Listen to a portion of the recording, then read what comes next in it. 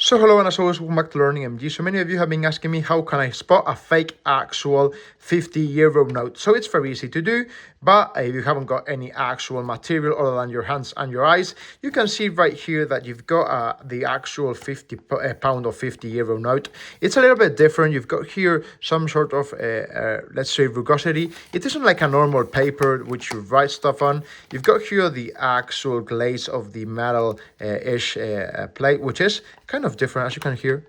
It's very different. Also remember that you've got also the watermark right here, which you can't actually see, but if you put some light into it with a phone, you see here you've got the actual watermark.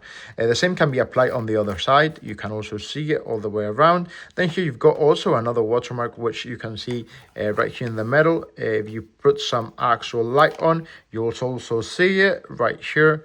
There you go. So that should also be present. And then just remember to spot all the actual small difference. Euro should be aligned. Also here, the markers, the 50 with the actual green. Then remember the 0 you can see here just beside, which is from the 50 right here. And in general, it's just the feeling of the actual, let's say, note. It's pretty much different to an actual paper note. You've got the actual code. And in general, I think these are a few tips, the euro on the actual sign, that you should actually cover, just as this right here.